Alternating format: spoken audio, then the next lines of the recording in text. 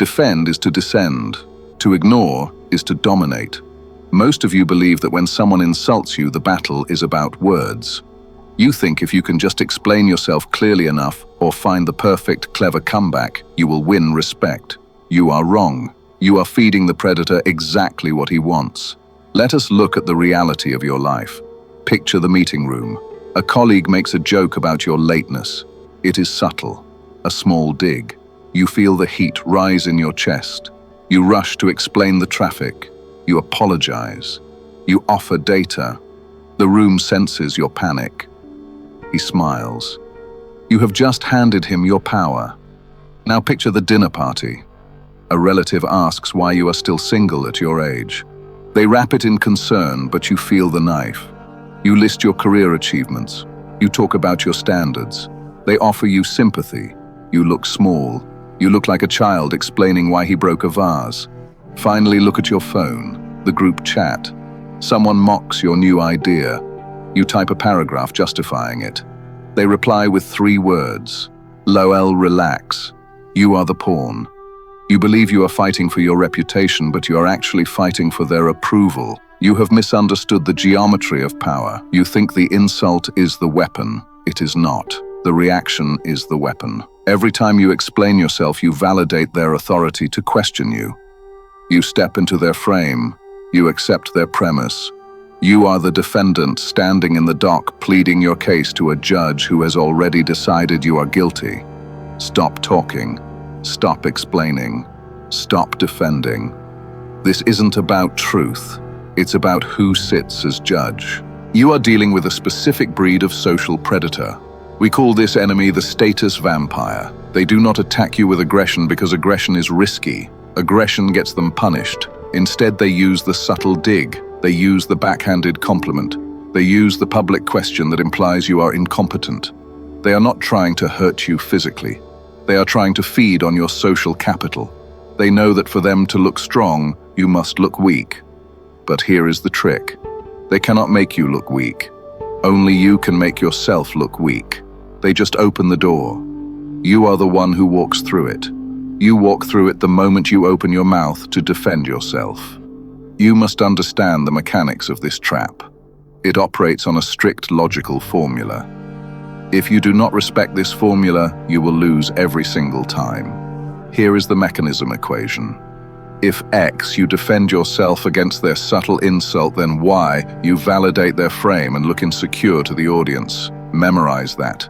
If X, then Y. There is no exception. It does not matter how clever your defense is. It does not matter if you have proof. The moment you engage with the accusation, you have accepted the premise of the accusation. You have accepted that this person has the right to judge you.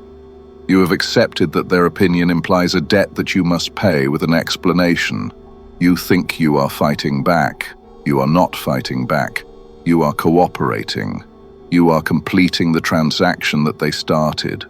You are handing over your power on a silver platter because you cannot tolerate the tension of silence. You are trading your sovereignty for a chance to prove you are a good boy. You are validating the frame. Let us dig deeper into the rot at the core of your strategy. The root cause of your failure is not a lack of wit or a lack of confidence. It is a fundamental error in perception. You believe that the insult is the battlefield. You believe that the specific words they used are the problem you must solve. You are wrong. The words are nothing. The words are merely the bait on the hook. The battlefield is not the content of the conversation. The battlefield is the emotional reaction you display. When you treat a trap like a genuine conversation, you are walking blindly into a cage. Normal society tells you to communicate. It tells you to be vulnerable. It tells you to speak your truth. This is excellent advice for a therapy session. It is suicide in a power struggle. When you apply the rules of honest communication to a predator, you are bringing a poem to a knife fight. You are exposing your throat, hoping they will pet it. They will not pet it. They will cut it. You must understand that this interaction is not an exchange of information. It is an exchange of status. Every second you spend clarifying your position is a second you spend underneath them. You are trying to use logic to solve a problem of emotion. You are trying to use words to solve a problem of frame. It is impossible. You can never win inside their reality. You can never win by playing their game better than they do. The only way to win is to refuse to play. You need a completely new operating system. You need to stop acting like a participant and start acting like an observer. You need to stop looking at the bait and start looking at the trap. You must destroy your desire to be understood. The solution is found in the forbidden library of history. We turn to the master of strategy, Niccolo Machiavelli. He taught us that the most powerful response to a petty enemy is not revenge, it is disdain. We call this the Law of Contemptuous Silence. You must understand that this is not the silence of the victim who is afraid to speak. This is the silence of the emperor who cannot be bothered to speak. It is a specific strategic deployment of a concept the Italians call Sprezzatura. Studied carelessness, absolute nonchalance. It is the art of making the difficult look easy and making the enemy look invisible. You must burn this rule into your mind. Words are 20%. Frame is 80%. When you engage in a verbal debate, you are fighting on the level of the 20%. You are fighting in the mud. When you use contemptuous silence, you are dominating the 80%. You are controlling the reality of the room. Let me give you the image that will save you. The lion and the fly. Imagine a massive lion resting in the savannah heat. A fly buzzes around his face. It lands on his nose. It is annoying. It is disrespectful. Does the lion stand up and roar? Does the lion hunt the fly? Does the lion explain to the other lions that the fly is being rude? No. The lion does absolutely nothing. He does not even blink. If the lion roared, he would admit that the fly has the power to disturb his peace. He would elevate the fly from an insect to an adversary. By ignoring it, the fly remains nothing. It remains zero. You have been roaring at flies. You have been proving your own weakness by reacting to things that should be beneath your notice. You must stop. To acknowledge an insult is to grant it life. To ignore it is to kill it instantly. Now we move from theory to violence. You are in the room. You are ready. The enemy decides to strike. They wait for an audience because they are cowards who need a crowd to feel brave. Here is the trigger. They deliver the line. Maybe it is a sarcastic comment about your outfit. Maybe it is a backhanded compliment about your work performance. Maybe it is just a noise of dismissal. The room goes quiet. Every set of eyes shifts to you. They are waiting for the show. They are waiting for you to get angry or to look sad or to laugh nervously. Do not give them the show. You are going to deploy weapon A, the non-reception. This is not about not hearing them. It is about deleting them. Here is the exact move. Step 1. Stop everything you are doing. Do not look down. Do not shuffle your feet. Lock your eyes directly onto their pupils. Step 2. Hold that gaze for exactly 3 seconds. 1, 2, 3. Do not smile. Do not frown. Do not look confused. Your face must be a mask of absolute nothingness. You are looking at them like you are looking at a blank wall. You are stripping them of their humanity. Step 3. Slowly turn your head away. Do not jerk it. Turn it slowly like a tank turret. Find someone else in the room. Anyone else. Step 4. Continue your previous sentence or start a new one with that person as if the enemy never spoke, as if they do not exist. You have just performed a social execution. The cost to them is immediate and devastating. You have broken the feedback loop. They threw a ball and you let it drop to the floor. The silence that follows is not your awkwardness. It is theirs. The audience sees their arrow hit nothing. They look desperate. They look ignored. You have turned their attack into a display of their own irrelevance. They are panicking now. The silence burned them. They need to regain control. They need to prove they exist. So they double down. They raise their voice. They lean in. They say the words that usually trap you. "Oh, did you not hear me? I said your idea is stupid." Or maybe, "Are you ignoring me?" They are begging for a reaction. They are desperate for you to get angry so they can call you sensitive. Do not give them the anger. Give them the vacuum.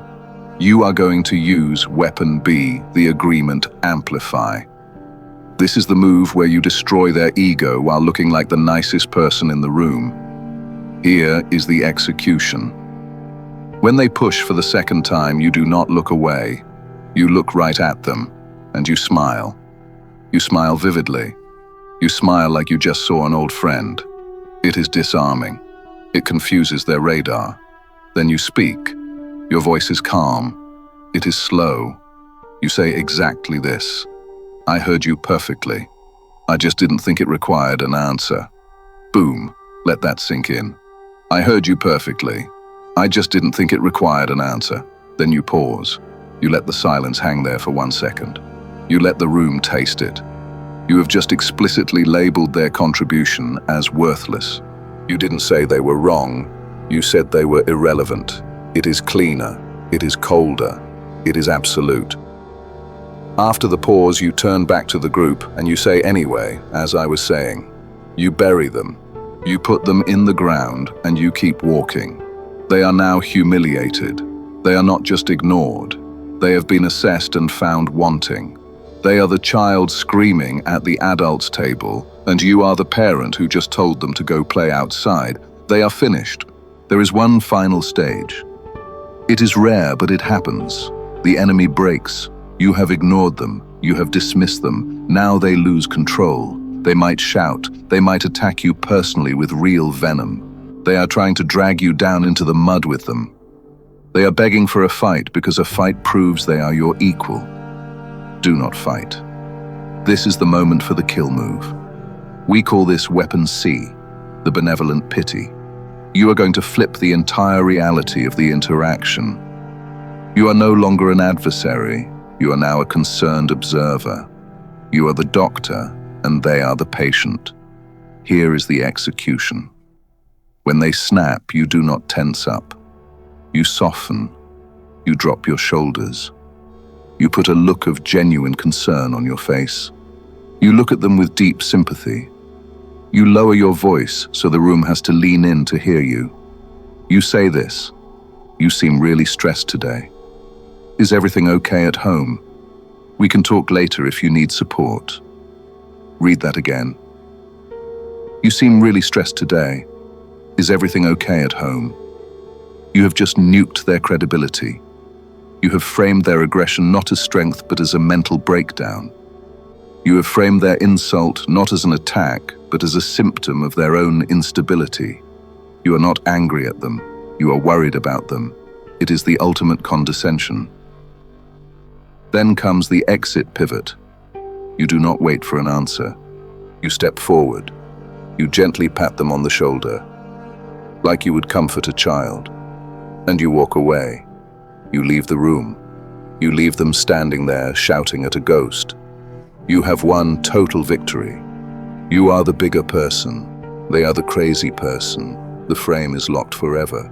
Now we take these weapons out of the laboratory and into the street.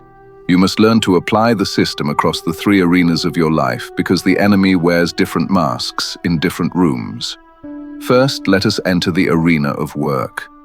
This is dangerous ground. The enemy here is often a manager who tries to minimize your value to keep your price low. They look at your project and they say, "It's adequate, but I expected more innovation." The old you would panic. The old you would highlight the overtime you worked. The new you is cold. You nod slowly. You take a pen and write a single word in your notebook while they watch. You look up and say, "That is an interesting perspective." Then you stop.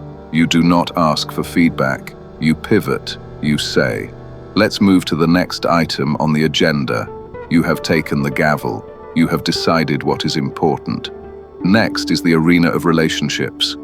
This is where the emotional blood is spilled. A partner uses a mistake from 3 years ago to win an argument about dirty dishes. They are weaponizing guilt. Do not bite. Do not relitigate the past. You look at them with absolute calm and say, I have already forgiven myself for that. I am focused on solving the problem we have today. Are you joining me there? You invite them to the present, or you leave them in the past alone. Finally, the arena of social pressure, the family gathering.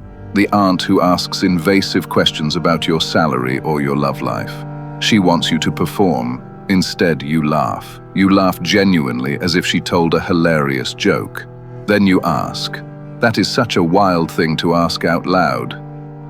Do you ask everyone that? You frame her rudeness as a strange social quirk. But you must be careful.